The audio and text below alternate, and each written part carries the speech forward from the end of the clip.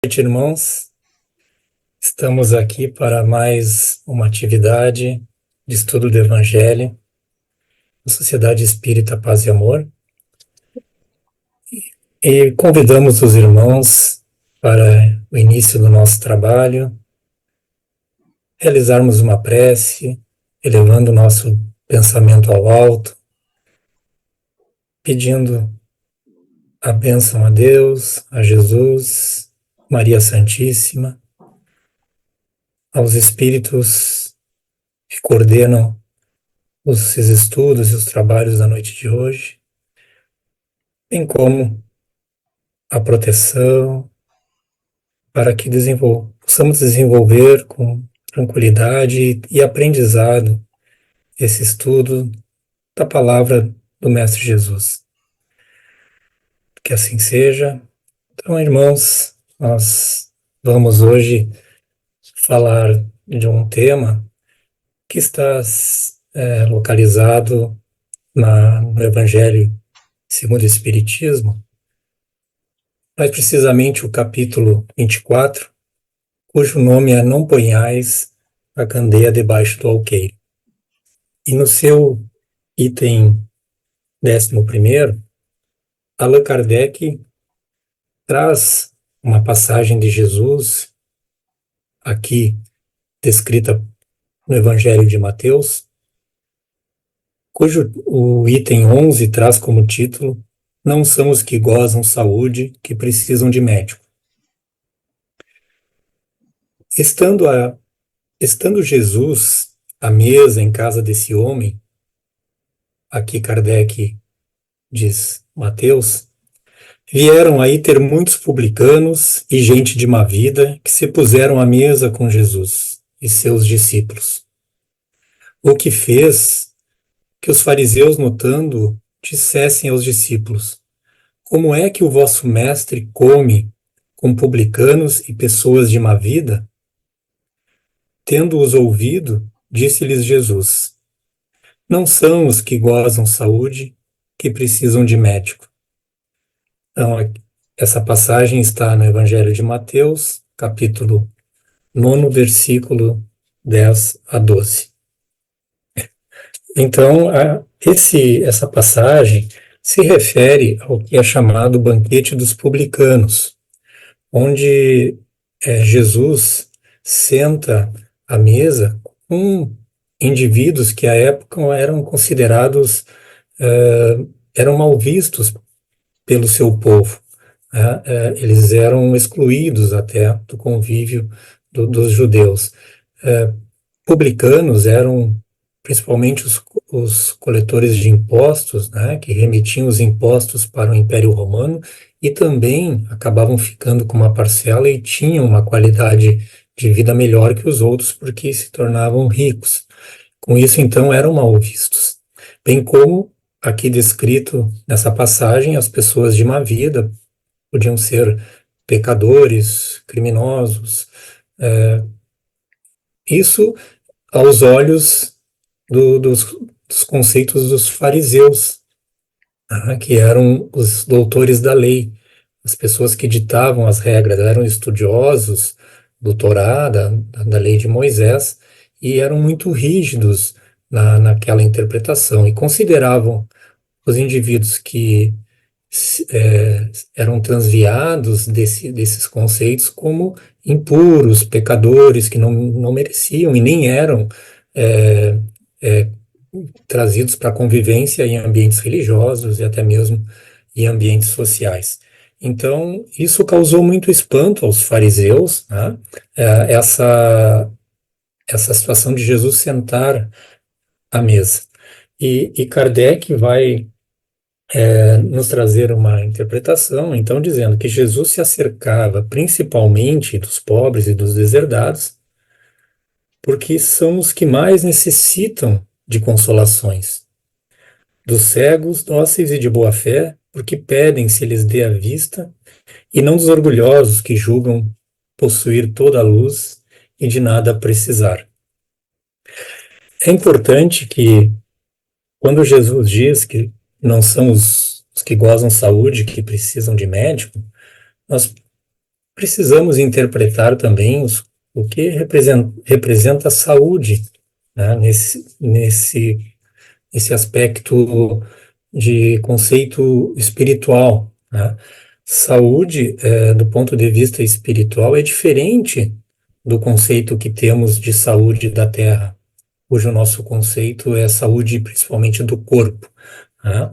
E, e Emmanuel, no livro O Consolador, onde é um livro que são feitas questões para de espíritas encarnados ao espírito Emmanuel, e uma das questões, a número 95, questiona o que se considera saúde, né? E Emmanuel, então, vai responder que para nós, né, para o homem da Terra, saúde pode significar o equilíbrio perfeito dos órgãos materiais, né, o equilíbrio do corpo. Para o plano espiritual, todavia, a saúde é a perfeita harmonia da alma, né? Então, esse é o conceito, né, que o mundo espiritual nos passa. Então, quando Jesus diz que ele está ali para dar uma atenção aos enfermos, né? Que não seriam aos que não têm a saúde. E aí, saúde, no plano espiritual, que é a perfeita harmonia da alma, ela vai ao encontro da lei divina. Inclusive, no Livro dos Espíritos, questão 614, da lei natural, os espíritos respondem que a lei natural é a lei divina, né? Então, sãos, saudáveis, do ponto de vista espiritual, são os que vivem os princípios divinos em plenitude, né? E os espíritos, então, respondem na questão 614 que a lei de Deus é a única verdadeira lei para a felicidade do homem, né? E o homem só é infeliz quando ele se afasta dessa lei, né? Quando ele não a pratica. Do ponto de vista aqui na Terra, então, nós sempre valorizamos o quê? O exterior, né? Nós estamos com o corpo saudável, nosso conceito de estar doente é estar com um problema físico, né? E aí podemos também colocar assim como saúde para nós na Terra também estar financeiramente bem, considerando que o corpo estando bem financeiramente, tendo as condições materiais melhores possíveis, isso seria necessário para uma saúde, né? E assim, no momento que nós ficamos com esse olhar muito material, nós começamos a não enxergar os verdadeiros problemas que podem nos estar trazendo a nossa infelicidade, né? Então, enfermos, provavelmente somos todos nós aqui na Terra, né? Se nós estivéssemos vivendo uma perfeita harmonia da alma, né? Vivendo os princípios divinos em plenitude, nós não estaríamos aqui, né? Nós estamos aqui para sermos melhorados, para sermos tratados, né? Para sermos curados. Então, somos todos enfermos. No livro Pensamento e Vida, do Espírito Emmanuel, psicografado por Chico Xavier, ele vai, então, no capítulo 15, cujo título é Saúde, trazer uma comparação, né, que a saúde, ela, segundo as palavras de Emmanuel, é como a posição de uma residência que denuncia as condições do morador, tá? É como nós olharmos um instrumento de trabalho e dependendo de como ele está, nós vamos saber quão zeloso é o indivíduo que opera aquele instrumento. Né? Então, muito educativo assim essa frase, né? No momento que alguém entra na nossa residência e vê como ela está, nós já sabemos, já pode ter uma ideia de como aquele indivíduo funciona. A mesma coisa no nosso interior, né? Como está a nossa mente, nós podemos daí saber o quanto enfermos estamos, né? E aí, Emmanuel vai, nesse capítulo, trazer algumas informações de como ocorre o nosso adoecimento, né? Então, nossas faltas cometidas, os nossos arrependimentos, né? As nossas emoções, né? A cólera, o desespero, a crueldade, né? Sentimentos assim vão trazer modificações corporais, né? Mudando as nossas células, mudando os nossos mecanismos de defesa, nos deixando propenso a que sejamos invadidos, né? por, por situações que vão causar doenças, né? Por elementos estranhos que causam doenças, bem como sintomas depressivos, falta de fé, falta de esperança, vão também influenciar as células e poder ser causadores de doenças, né? Não só permitindo que sejamos invadidos por bactérias, vírus, etc., mas também modificações celulares que podem nos levar a tumores, por exemplo. Isso além claro, de outros vícios ou mau hábitos, né? Excessos, tabagismo, alcoolismo, excessos alimentares, isso já, do ponto de vista físico, já sabemos.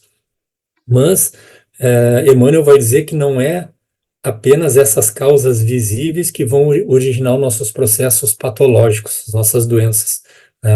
As nossas emoções doentias geram estados enfermiços.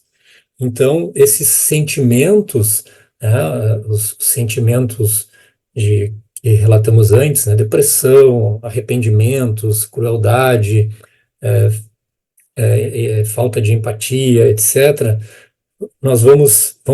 vão se voltar contra nós, né, e nos trazendo questões mentais, né, desde doenças mentais, mas também nos permitindo vibrar, né, numa sintonia que nós possamos atrair, né, espíritos obsessores, é, espíritos encarnados ou desencarnados que vão vibrar na mesma situação, colaborando, então, para o nosso adoecimento. E ele encerra aqui esse capítulo falando, então, não nos esqueçamos de que apenas o sentimento reto pode esboçar o reto pensamento, sem os quais a alma adoece, pela carência de equilíbrio interior, imprimindo no aparelho somático os devarios e as perturbações que lhes são consequentes, né? Então, apenas quanto mais estivermos próximos, né, da retidão, dos princípios da lei divina, menor, então, a nossa possibilidade de adoecimento, né? Então, somos herdeiros, né, dos nossos atos, tá? Então, nós colhemos aquilo da maneira como vivemos. Então, nós já vimos o conceito de saudáveis, de quem como seremos com saúde, já nos identificamos como enfermos, e qual é o remédio? Quem é que vai nos tratar, né? Então, o nosso médico é Jesus. E ele mesmo, né, vai nos dizer que ele tem o nosso remédio. No capítulo capítulo 6 do Evangelho segundo o Espiritismo, o Cristo Consolador, o Espírito de verdade, então, ele se manifesta, e aqui no item 7, nós vamos ler, então, essa manifestação, que, aqui no caso, Jesus falando: Sou o grande médico das almas, e venho trazer-vos o remédio que vos há de curar. Os fracos, os sofredores, os enfermos são os meus filhos prediletos. Venho salvá-los.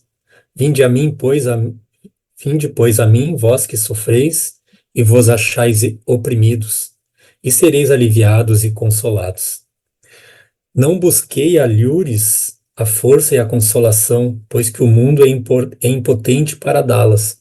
Né? E aqui vem aquela semelhança com as medicações, né? Que nós estamos sempre procurando a solução dos nossos problemas em um remédio mágico, algo que possa nos fazer esquecer das, das nossas mazelas mentais, né? Dos nossos arrependimentos, das nossa consciência pesada, etc. Né? Então, ele nos diz que o mundo é impotente para dar essa solução. Deus dirige um supremo apelo aos vossos corações por meio do Espiritismo.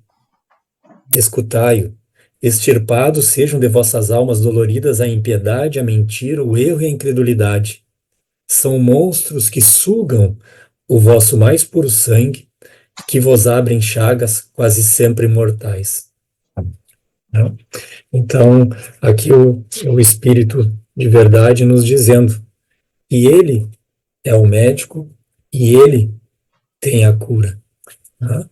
Então, Jesus, ele falava para quem o quisesse escutar, para quem quisesse aproximar da sua lei, né? Quem estava receptivo. Por isso, a importância, né, que ele dizia das pessoas que eram os humildes, que admitiam as suas deficiências, não os orgulhosos, os autossuficientes, né, como no caso ali eram os fariseus que se achavam sãos, com saúde. Na realidade, eles se achavam assim porque eles seguiam as regras, né? Eles não saíam das regras em prol de uma caridade, né? O exemplo é o sábado, né? Que não se podia fazer nenhuma caridade naquele dia, por causa de uma regra, né? Então, Jesus veio com essa ideia, né? De não querer, né? Tem uma passagem no Evangelho de Mateus, nesse mesmo capítulo 9, versículo 13, que Jesus diz: misericórdia quero e não sacrifício, porque eu não vim chamar os justos, mas os pecadores ao arrependimento. Então, ele não queria que seguisse, fizesse sacrifícios para atingir se aproximar do céu, de Deus, né? Ele queria a caridade, ele queria a misericórdia, a compaixão, né? Então, quem precisa do seu atendimento, sem cuidado, do seu cuidado, é porque aceita a sua palavra e está disposto a se modificar, né? E não os orgulhosos que acham que não precisam. Esses se afastam do céu. Nós vimos na parábola dos, do, dos publicanos e dos fariseus, né? Onde eles estão orando os dois, que está aqui no Evangelho segundo o Espiritismo, no capítulo 27, no seu item 3, que fala que dois homens subiram ao templo para orar. Um era fariseu, o outro publicano. O fariseu, conservando-se de pé, orava consigo mesmo: Deus, rendo-vos graças por não ser como os outros homens, que são ladrões, injustos e adúlteros, nem mesmo como esse publicano que estava ao seu lado. Jejuo 2 vezes na semana, dou o dízimo de tudo o que posso. Já o publicano, conservando-se afastado, não ousava sequer erguer os olhos ao céu, mas batia no peito dizendo: Meu Deus, tem piedade de mim, que sou um pecador. Declaro-vos que este voltou para a sua casa justificado e o outro não, porquanto aquele que se eleva será rebaixado e aquele que se humilha será elevado. Isso está no Evangelho de Lucas. Então, essa é para esses, então, que Jesus tenha. Aliás, Jesus tem a sua palavra para todos, mas os que vão aceitá-la e ficar aberto a querer se modificar, primeiro admitindo o seu erro, admitindo que somos enfermos, que somos doentes, esses mais fácil se elevarão, mais fácil estarão próximos do céu. Né? E aí vem, então, o significado também, né, desse título desse capítulo.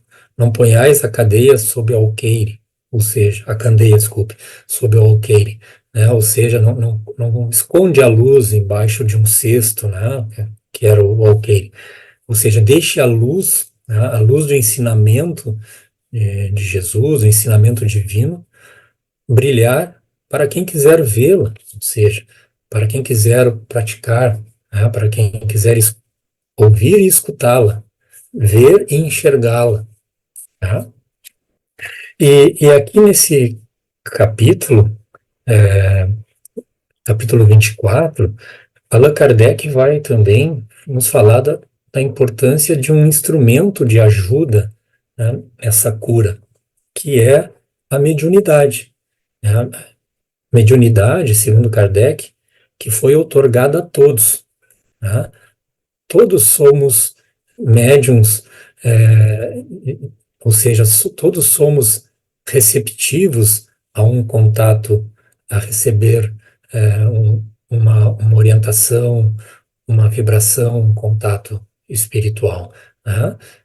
Então, Kardec, nesse item 12, ele vai nos dizer que a mediunidade ela foi conferida a nós por Deus, sem distinção, para que os espíritos, né, possam usá-la como um instrumento, né, de ajuda, né, trazendo a sua luz a todas as camadas, a todas as classes da sociedade, segundo Kardec, ao pobre como ao rico, aos retos, e aí aos retos para os fortificar no bem, e aos viciosos para corrigir.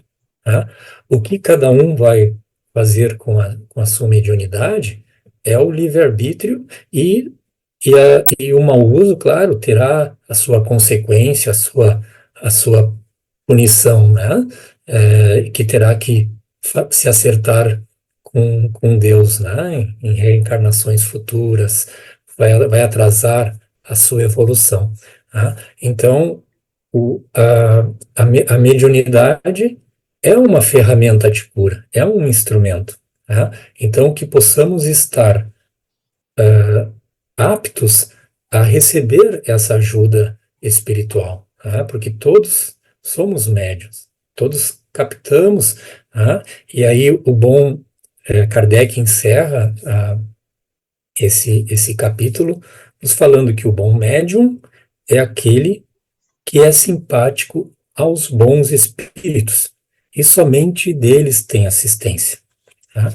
Então, cabe a nós, né, estarmos receptivos ao medicamento, né, do ensinamento de Jesus, os seus princípios, né, e também receptivo aos seus emissários, né, aos bons espíritos, né, através da mediunidade. Já encaminhando o nosso encerramento, trazemos aqui também um comentário de Emmanuel, no capítulo 79 do Livro da Esperança, cujo título é Estudo Íntimo, né? Então, Allan Kardec vai tocar nesse assunto, né, de que nós temos, claro, muitos defeitos, né, nós falhamos muito, segundo ele diz, em muitas ocasiões desertamos do bem, falhamos ou distraímos, né, no momento que tínhamos que vigiar. E aí nós nos sentimos deprimidos, arrasados. Então, que nós não fiquemos perdendo tempo com lamúrias e lamentações, né?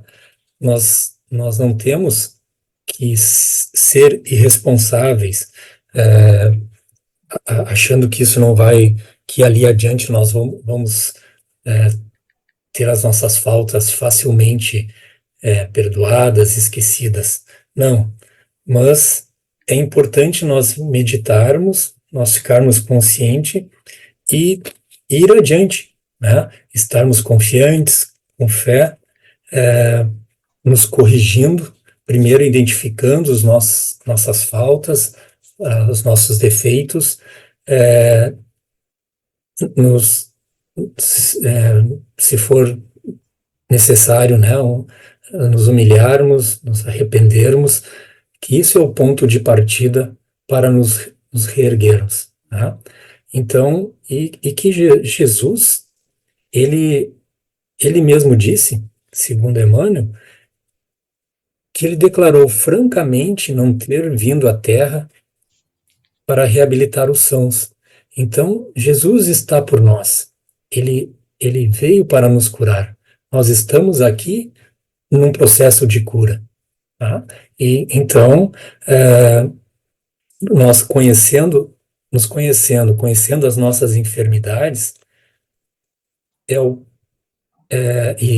primeiro passo para nos esforçarmos e com atenção e nos empenhando incessantemente, conseguiremos fugir das nossas doenças, né, das nossas enfermidades, né, da nossa alma, né? Então, era essa a nossa colaboração para a reflexão desse assunto. Agradeço a atenção dos irmãos, e então vamos agradecer, vamos fazer a nossa prece, né, pedindo, agradecendo esse momento por essa beleza da nossa doutrina na nossa vida, por estarmos comentando as palavras do Mestre, e pedindo então a Deus, a Jesus, a corrente espiritual da Casa de Paz e Amor, os espíritos responsáveis por esse trabalho, que abençoe a todos em nossos lares, pedindo que os irmãos que agora estão com dificuldades, que não percam a esperança, que façam a sua prece, se conectem com o Pai Maior, né? Agradecendo pela vida, pela condição de ir adiante, e que as suas dificuldades mais rapidamente sejam sanadas, que eles possam, então, com aceitação, seguir os seus dias em paz. Então, bom fim de semana a todos, paz e amor, que assim seja.